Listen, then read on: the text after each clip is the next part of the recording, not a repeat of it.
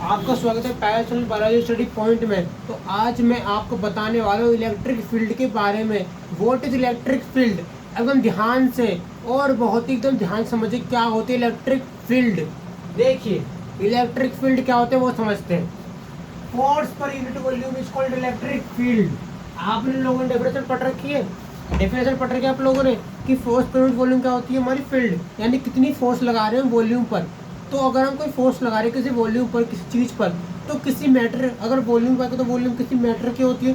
तो अगर उसका कोई वॉल्यूम लगाओ, फिर फोर्स लगाओ, तो फोर्स लगाने पर उसमें क्या होगा, फोर्स लगाने पर उसमें मूवमेंट होगी इलेक्ट्रॉनों की। तो कुल मिला के अगर आप बात करो तो फोर्स पर यूनिट वॉल्यूम की, तो फोर्स पर यूनिट वॉल्यूम का मतलब कितनी फोर्स हम लगा रहे हैं किसी चार्ज को क्रिएट करने के लिए। ठीक है, हो सकता है फोर्स पर यूनिट वॉल्यूम,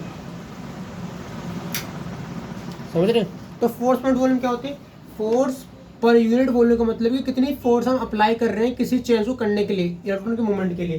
पर अगर मैं बताऊं तो इलेक्ट्रिक फील्ड की डेफिनेशन को इतनी नहीं होती, फोर्स पर यूनिट वॉल्यूम। इसका मतलब ये होता है टेस्ट चार्ज एंड फोर्स का रेशो। टेस्ट चार्ज एंड फोर्स का मतलब क्या होता है कि अगर हम किसी पॉइंट पर क्या रख दें, टेस्ट चार्ज, क्या क्यों रख दें, कोई टेस्ट चार्ज रखा है, क्यों टेस्ट चार्ज रख दिया। अगर किसी पॉइंट पर टेस्ट चार्ज रखा है तो ये टेस्ट करेगा, और टेस्ट करने के दौरान इसमें फोर्स लेगी, क्या लेगी, फोर्स। वो क्या बोलेगी, फोर्स एफ बोलेगी, फोर्स एफ, यानी कि फोर्स एफ लग रही है, चार्ज क्यों है, तो इलेक्ट्रिक फील्ड क्रिएट होगी। कैसे क्रिएट होगी, क्योंकि इसमें एफ लगा रहे और क्यों क्रिएट हो रहा है, तो मूवमेंट होगी। तो धीरे धीरे क्या होगी, इलेक्ट्रिक फील्ड क्रिएट होगी, तो एक रीजन बनाएगी, यानी कि एक पाथ बन जाएगा इलेक्ट्रिक फील्ड का, जिससे क्या होगा, मूवमेंट होगी इलेक्ट्रिक फील्ड की through line, electric field line. तो मैंने आपको बताया था यहाँ पे बहुत बेसिक सी बात, ठीक है, कि इलेक्ट्रिक फील्ड होती क्या है। इलेक्ट्रिक फील्ड आपके फोर्स पर यूनिट वॉल्यूम होती है। सर इलेक्ट्रिक फील्ड में फोर्स पर यूनिट वॉल्यूम का मतलब क्या होता है, कितनी फोर्स हम लगा रहे हैं किसी मैटर पर, किसी चीज पर, तो कितनी फोर्स में अप्लाई कर रहा हूँ, उसमें क्या कहता हूँ, फोर्स पर यूनिट। उसमें क्या कहता हूँ, फोर्स पर यूनिट, यानी मैं कितनी फोर्स लगा रहा हूँ किसी दी गई चीज पर, दी गए पदार्थ पे। या मैं ये कह सकता हूँ कि टेस्ट चार्ज मतलब क्यों, टेस्ट मतलब क्यों, टेस्ट चार्ज और फोर्स का रेशियो। टेस्ट चार्ज मतलब क्या होता है सर, मैं समझाता हूँ। टेस्ट चार्ज और फोर्स का रेशियो हमारा क्या होता है, इलेक्ट्रिक फील्ड होता है, ठीक है। और अगर मैं इस इलेक्ट्रिक फील्ड का अपोजिट कर दूं, एफ निकाल दूं और मल्टीप्लाई कर दूं क्यू का, तो मुझे क्या मिल जाएगा, एफ। तो टेस्ट चार्ज और इलेक्ट्रिक फील्ड का रेशियो क्या होता है हमारा, टेस्ट चार्ज और हमारा चार्ज का रेशियो क्या होता है, टेस्ट चार्ज और फोर्स का रेशियो होता है हमारा इलेक्ट्रिक फील्ड। पर टेस्ट चार्ज क्या होता है कि मैंने किसी पॉइंट पर चार्ज रख दिया, सिंगल चार्ज रख दिया, क्यों, अगर मैं चार्ज रखूँ तो चार्ज रखने पे क्या होगा, चार्ज रखने पे सिंपल सी बात, तो चार्ज रखने पे फोर्स क्रिएट होगी, मैं फोर्स लाऊंगा, चार्ज मैंने रख रखा है, तो मेरी फोर्स लग रही है प्लस चार्ज बिगड़ रहा है। चार्ज के मतलब नेगेटिव पॉजिटिव आयन बनेंगे, आयन में क्या होगा, इलेक्ट्रॉन होंगे, प्रोटॉन होंगे। तो अगर मैं फोर्स लगा रहा हूँ और चार्ज क्रिएट कर रहा हूँ, तो मैं इलेक्ट्रॉन प्रोटॉन कुछ भी क्रिएट करने की कोशिश कर रहा हूँ, तो क्या होगा, मेरा एक इलेक्ट्रिसिटी क्रिएट होगी। क्यों, क्योंकि इलेक्ट्रिक का मतलब मूवमेंट ऑफ इलेक्ट्रॉन। जब इलेक्ट्रिसिटी क्रिएट होगी तो मेरा एफ लग रहा है, और एफ लगने के बाद मतलब क्यू मेरे पास दे रखा है और मैं उस पर एफ लगा रहा हूँ। तो अगर मैं एफ लगा रहा हूँ तो मैंने वेक्टर फॉर्म लगाया, वेक्टर कहते हैं, वेक्टर मतलब क्या था, डायरेक्शन। मैंने एफ लगाया किसी डायरेक्शन में, मैंने क्यू को डायरेक्शन में एफ लगा दिया, तो चेंजेस हुआ, चेंजेस से क्या हुआ, मूवमेंट होगी इलेक्ट्रॉनों की।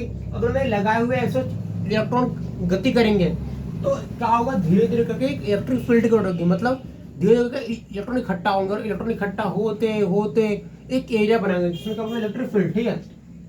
अगर मैं इस इलेक्ट्रिक फील्ड के थ्रू एफ निकालना चाहूँ तो कैसे निकालूंगा, इलेक्ट्रिक फील्ड से एफ निकालने के लिए मैं सिंपल सा एफ को अलग कर दूं और मल्टीप्लाई कर दूं किसका, क्यू और ई का, तो मुझे एफ मिल जाएगा, ठीक है। एफ का शो करता है डायरेक्शन ऑफ फोर्स। फोर्स कहाँ लगा रहे हो, मैं फोर्स राइट लगा रहे हो, टेस्ट चार्ज की डायरेक्शन में लगा रहे हो, टेस्ट चार्ज के ऊपर डायरेक्शन में लगा रहे हो, कहाँ फोर्स लगा रहे हो, उससे कहते हैं force, direction of force vector, ठीक है। अब समझिए, अगर मैं बात फोर्स का मात्रा क्या होता है, बेसिक लेवल समझो, E equal to F over Q होता है, एफ का होता है न्यूटन, क्यू का होता है कूलम्ब यानी आवेश। अगर मैं फोर्स एफ क्या है हमारा, न्यूटन, और क्यू का कूलम्ब।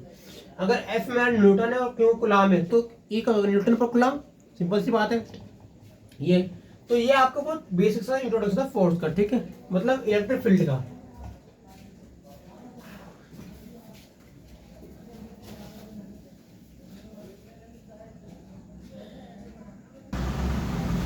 अब ये देखिए, फोकस चीज पे, अब मैं बात करने वाला हूँ डायमेंशन ऑफ इलेक्ट्रिक फील्ड की विद्युत क्षेत्र की विमा क्या होती है।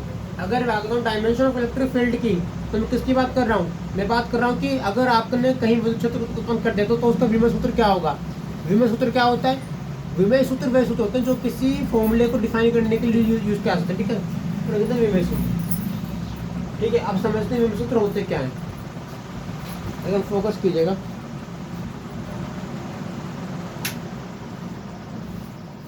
विमेय सूत्र होता है क्या है। विमेय सूत्र पता करने के लिए अगर मैं बात करूं, विमेय सूत्र पता करने के लिए वो मुझे पता नहीं चाहिए। अब मैं यहाँ पे बात करने वाला हूँ इलेक्ट्रिक फील्ड के मुझे निकालने विमेय सूत्र। अब फोकस करना, मैं कैसे निकालूंगा, मैं निकालूंगा पहले लिखूंगा E = F/Q, फॉर्मूला इंपॉर्टेंट है। अब E = F/Q वेक्टर फॉर्म में लिख सकते हो, नॉर्मल लिख सकते हो, कोई दिक्कत नहीं है। ठीक है, E = F/Q आप नॉर्मल किस तरीके से लिख सकते हो। E = F/Q किसी भी तरीके से आप लिख सकते हो जिससे आपकी इच्छा हो। ठीक है, वेक्टर फॉर्म लिखने से क्या होता है, वेक्टर फॉर्म मतलब डायरेक्शन का बताता है कि डायरेक्शन क्या है फोर्स की। एफ का वाला डायरेक्शन बताता है। मैंने डायरेक्शन नहीं लिखी क्योंकि मैं यहाँ पे क्या निकाल रहा हूँ, विमेय सूत्र निकाल रहा हूँ, तो मुझे तो डायरेक्शन की। अब ये थोड़ी कि मैं निकाल रहा हूँ A, T, M, ये थोड़ा बताऊंगा कि विमेय सूत्र की डायरेक्शन में काम कर रहा है। तो विमेय सूत्र निकालने के टाइम आप डायरेक्शन लिखो ना लिखो कोई फर्क नहीं पड़ता। ठीक है, अब फोकस कीजिए यहाँ पे, चीज बड़ी इंपॉर्टेंट बता रहा हूँ मैं आपको। यहाँ से निकालेंगे हम E = F/Q तक कर सकते हैं। देखिए स्मॉल स्टेप पे चलते हैं। पहला आप बताएंगे डायमेंशन ऑफ फोर्स, फोर्स का डायमेंशन कैसे निकालते हैं। देखिए फोर्स का डायमेंशन क्या होता है, देखिए फोर्स का डायमेंशन होता है हमारा m, ये रहा द्रव्यमान का m होता है a मतलब त्वरण क्या होता है हमारा L² T-2, तो क्या बन गया mL² T-2, तो ये हमारी फोर्स की वैल्यू, फोर्स की सूत्र आ गया। अब आगे क्या होता है AT, फोर्स क्या होगी mL² T-2, और ये क्यों क्या होगा हमारा AT। अब इन्हें रख दो एक साथ, कैसे करने पे क्या होगा, देखिए फोर्स क्या होता है mL² T-2, mn द्रव्यमान, a मतलब त्वरण, L² T-2। अब यहाँ फोकस कीजिए, मैंने द्रव्यमान और त्वरण को साथ रख दिया। ठीक है, तो क्या हो जाएगा, तो फोकस कीजिए यहाँ पे mL² T-2 ये हो गया, ऊपर हो गया mL² T-2, यहाँ ऊपर mL² T-2 उसको जाएगा AT मतलब आवेश क्यों। अब जैसे आप रखोगे तो ऊपर नीचे करो इस चीज को, L² कोई दिक्कत नहीं है, T की पावर +2 है, ऊपर माइनस हो जाएगी, तो माइनस, हाँ -2 और -1, तो क्या T की पावर -3 हो गया। ठीक है, यानी ये ऊपर गया पॉजिटिव, पॉइंट ऊपर नेगेटिव। अगर T की पावर +1 पर आती है माइनस हो रहा है तो -2 और -1 यानी माइनस माइनस प्लस, और इससे बड़ा माइनस तो माइनस का पावर -3 और ये A की पावर -1, तो बड़ा इजी है। ठीक है, इसमें कोई खास दिक्कत की बात नहीं है। अब मैं आपको बताने वाला हूँ कि विद्युत क्षेत्र की तीव्रता क्या होती है अक्ष पे निरक्ष पे। वैसे मैं अक्ष का बताऊंगा, निरक्ष का बाद बताऊंगा, निरक्ष थोड़ा हार्ड बदल गई वैसे समझते हैं।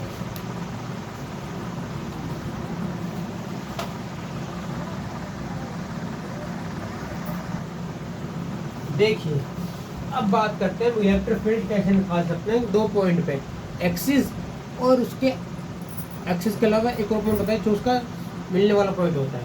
समझते हैं हम इलेक्ट्रिक फील्ड कैसे निकालते हैं एक्सिस पे। एक्सिस होती क्या है, अक्ष का मतलब यानी एक्सिस का मतलब क्या होता है, ये स्टार्टिंग पॉइंट और and point. In starting point और एंड पॉइंट को मैं क्या बोलता हूँ एक्सिस, क्या बोलता हूँ एक्सिस। ठीक है, किसी मार्कर के लिए बोलेंगे तो मार्कर के लिए क्या हो, मार्कर के लिए स्टार्टिंग पॉइंट एक्सिस और second point and point axis.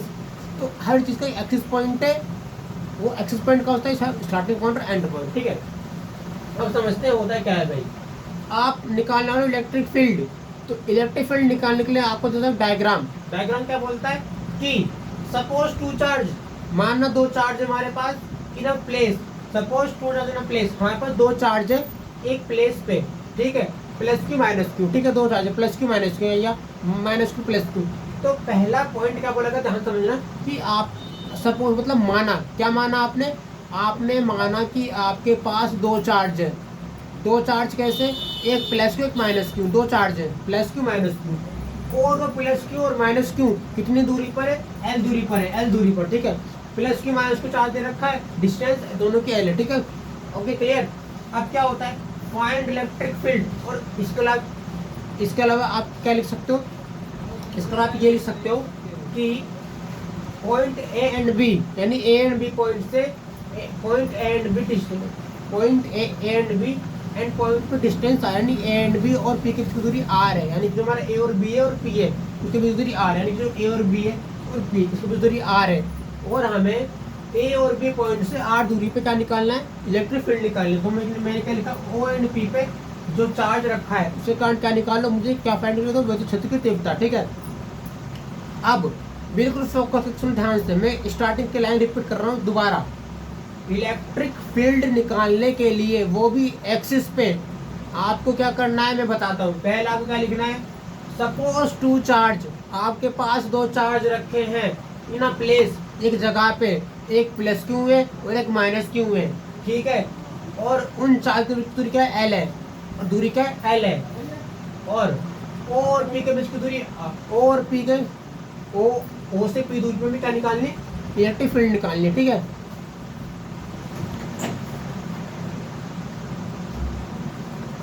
ठीक है, ओ से पी दूरी पे क्या निकालना है, इलेक्ट्रिक फील्ड। अब फोकस करो मैं बात पे, मैं क्या बोलने वाला हूं, ध्यान से। ठीक है, ध्यान से सुनना, मुझे इस ओ से पी दूरी पे क्या निकालनी, इलेक्ट्रिक फील्ड निकालनी है। पहली बात में क्या माना, पर दो चार्ज है, दो चार्ज कैसे, एक प्लस क्यू एक माइनस क्यू, और उन दोनों चार्ज को मिलाने वाला पॉइंट ओ है, ओ से आर दूरी पे बिंदु पी है। मुझे आर दूरी पे क्या निकालनी है, तीव्रता निकालनी है। तो मैं क्या लिखूंगा, मैं लिखूंगा equal to F upon Q. और मैं जानता हूँ कि कुलाम्ब्स लॉ मैंने पढ़ रखा है, और कुलाम्ब्स लॉ क्या कहता है, कुलाम्ब्स लॉ मुझसे कहता है कि किन्हीं भी दो बिंदुओं के बीच लगने वाला बल, यानी distance between two charge is distance between two charge, यानी कि जो हमारा जो फोर्स जो हम बल लगा रहे हैं, जो हम एफ की बात कर रहे हैं, यानी कि डिस्टेंस बिटवीन टू फोर्स, दो पॉइंट के बीच लगाई गई फोर्स जो होती है वो आर के क्या होती है, अपोजिट काम करती है, और क्यू के साथ काम करती है। कुलाम्ब्स लॉ पीछे पढ़ चुके हैं हम लोग। इस कुलाम्ब्स लॉ से मैं क्या बोल सकता हूँ कि E equal to one upon sorry E नहीं एफ इक्वल टू, क्योंकि फोर्स से लगता है फोर्स निकालने के लिए, एफ क्या होता है कुलाम्ब्स लॉ से, 1/4 pi F silent naught into Q upon are square. ठीक है, ये होता है।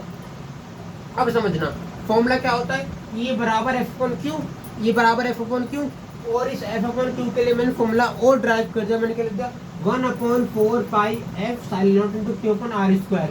पर खास बात ये है कि चार्ज हमारा कैसा है, नेगेटिव चार्ज नेगेटिव है, चार्ज माइनस क्यू है, प्लस क्यू नहीं माइनस क्यू है, चार्ज कैसा है, नेगेटिव है। अगर चार्ज नेगेटिव है मतलब क्या है कि हम क्या कर रहे हैं, चार्ज नेगेटिव का मतलब है कि हम क्या कर रहे हैं, हम पीछे की तरफ जा रहे हैं, बैक जा रहे हैं। अब पीछे जाएंगे तो क्या होगा, चार्ज की पीछे जाने पर डिस्टेंस नेगेटिव हो जाएगी, तो मैं चार्ज के पीछे जा रहा हूँ, बैक पीछे, तो पीछे आने क्या होगा, 1/4 pi F silent naught into Q upon r minus का होल स्क्वायर। तो क्या हुआ, चार्ज से दूर जाने पर मेरी दूरी नेगेटिव होगी, दूर के चार्ज से तो दूरी नेगेटिव होगी, तो क्या हो गया, 1/4 pi F silent naught into Q upon r minus का होल स्क्वायर। ठीक है, समीकरण फर्स्ट बनेगी। ठीक है, दूसरी समीकरण क्या है वो देखते हैं।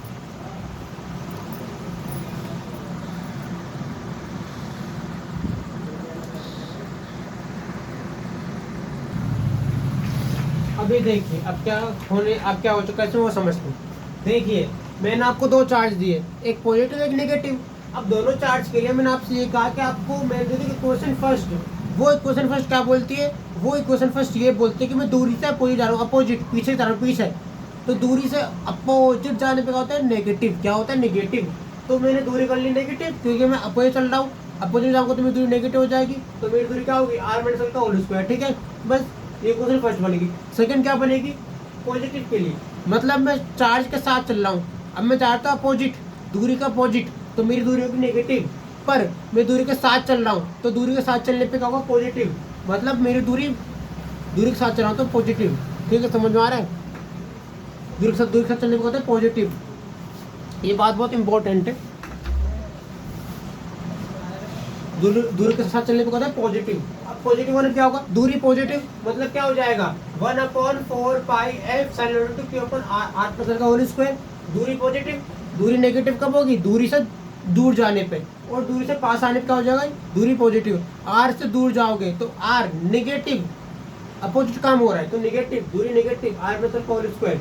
दूरी के साथ चलोगे आगे जाओगे तो दूरी पॉजिटिव, यानी कि फॉरवर्ड काम हो रहा है, आगे तब जाए तो आर प्लस का होल स्क्वायर। ठीक है, अब मैं क्या करूंगा, मुझे निकालनी है वैल्यू, क्या निकालनी है, तीव्रता, किस पे, अक्ष पे। तो मैं क्या करूंगा, मैं दोनों को माइनस करूंगा, क्वेश्चन को माइनस करने क्या होगा, 1/4 पाई एफ साइलेंट नोट, दूरी के अब दूरी के उल्टा चलो तो नेगेटिव यानी माइनस आर माइनस एल का होल स्क्वायर, दूरी नेगेटिव आगे से वही है कूलम्ब लॉ के अनुसार।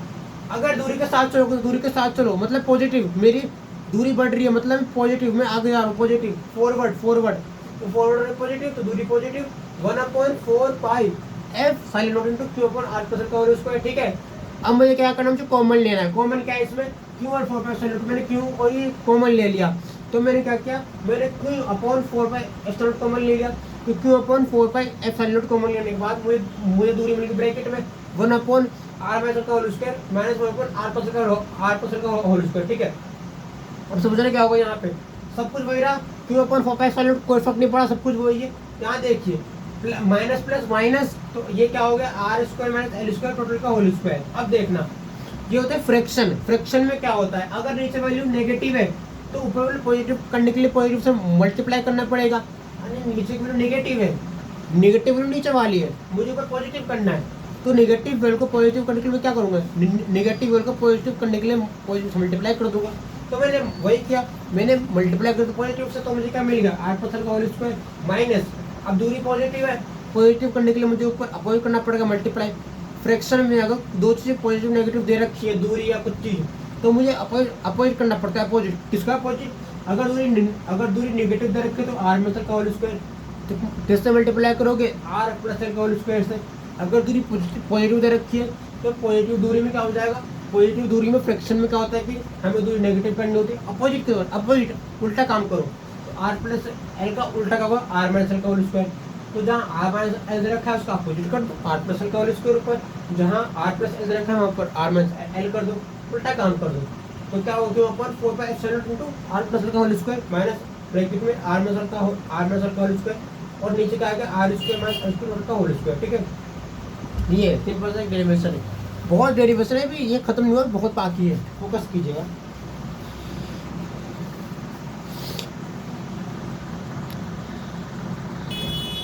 अब देखिए वहाँ तक आपने कॉमन ले लिया था, कॉमन लेने के बाद क्या मिला आपको Q upon 4 pi epsilon not और दूरी आपने लिख दी ब्रैकेट में, और आपने क्या किया, आपने सिंपल सा ए प्लस बी और ए माइनस बी का जो होल स्क्वायर होता है वो A square minus B square होता है, तो उस तरीके से R square minus L square मिल गया हमें, यानी ए प्लस बी का whole square minus A minus B का होल स्क्वायर क्या होता है A square minus B square, तो R square minus L square total का होल स्क्वायर हो गया। ठीक है, आप समझिए क्यू अपॉन 4 पाई एप्सिलॉन ऐसे ही रह गया। अब मैंने खोलना शुरू किया तो आर प्लस एल का होल स्क्वायर क्या होता है आर स्क्वायर यानी ए प्लस बी का होल स्क्वायर यानी A square plus B square minus 2ab, वही चीज़ है R square plus L square minus 2ab 2r, और ए माइनस बी का होल स्क्वायर क्या होता है A square minus B square plus 2ab यानी कि R square minus L square plus 2r upon are square minus L square total का whole price. अब समझना इसमें है क्या, बिल्कुल ध्यान ला के समझने वाली बात इसमें ये है कि इसमें क्यू अपॉन 4 पाई एप्सिलॉन ऐसे रहेगा। ठीक है, अब यहाँ देखिए माइनस और प्लस में ऐड हो जाएगा क्योंकि दोनों वैल्यू में प्लस और माइनस की वैल्यू कॉमन है, अगर दोनों की वैल्यू कॉमन है प्लस माइनस की तो हम क्या कर देंगे ऐड कर देंगे, तो 2rl और 2rl का जो है 4rl हो गया। अगर 4rl हो जाएगा तो Q upon 4 pi epsilon as it is रहेगा। ठीक है, तो जो कॉमन लिया वो एज इट इज रहेगा, अंत का हो जाएगा 4rl upon are square minus L square. ठीक है, अगर R square minus L square है तो यहाँ पे हम क्या निकाल रहे हैं तीव्रता निकाल रहे हैं, क्षेत्र की क्या निकाल रहे हैं तीव्रता यानी कि इंटेंसिटी निकाल रहे हैं। तो इंटेंसिटी निकालने के लिए मैंने क्या माना कि आर पी के बराबर है क्योंकि दो चार्ज है और दोनों चार्ज मूवमेंट कर रहे हैं। अगर चार्ज की मूवमेंट होते तो उसमें क्या होता है डाइपोल, क्या होता है डाइपोल। अब चार्ज गति कर रहा है प्लस माइनस तो चार्ज की मूवमेंट होगी, और हमेशा चार्ज की मूवमेंट को मैं क्या बोलूँगा डाइपोल मूवमेंट। तो आर पी के बराबर है, अगर आर पी के बराबर तो पी का होता है 2ql। ठीक है, अब 4 को तोड़ना है तो 2 दूनी 4 होता है, 2 दूनी 4 होता है, तोड़ दो क्यू अपॉन 4 पाई एप्सिलॉन ऐसे रहेगा। ठीक है, कॉमन की वैल्यू कुछ मत करो, ये ऐसे रहने दो, 2 इंटू 2 मतलब 4 और 2 इंटू 2 मतलब 2 into 2ql into R upon R उसके माइनस एल स्क्वायर का होल स्क्वायर।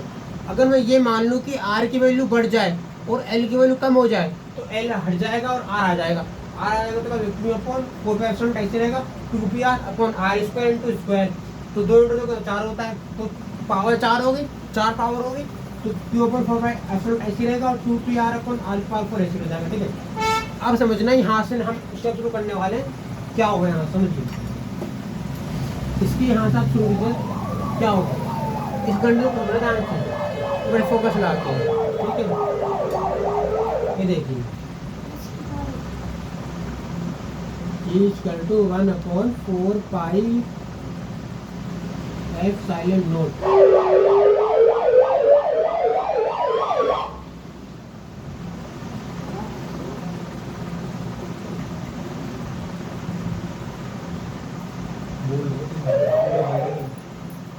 वीडियो बनने बोलूँगा तभी बाद में बताऊँगा।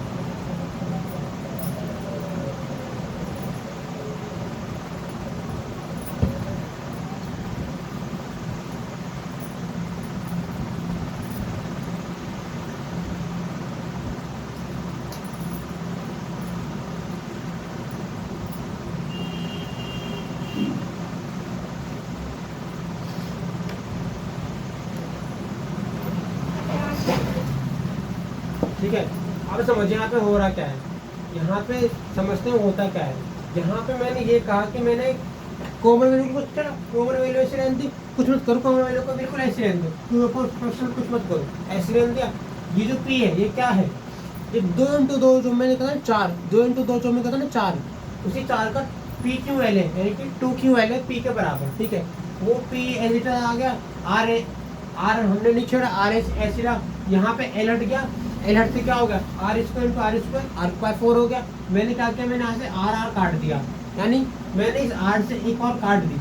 अगर मैं आर से एक बार काट दूंगा तो पावर कम हो जाएगी, और पावर कम हो जाएगी E equal to 1/4 pi F sine 2p/r³, ठीक है। ये था पूरा डेरिवेशन जिसमें मैंने सब कुछ एक्सप्लेन कर दिया। मिलते हैं बहुत ही नेक्स्ट वीडियो में, नेक्स्ट वीडियो में मिलते हैं जो बड़ी मस्त होने वाली है।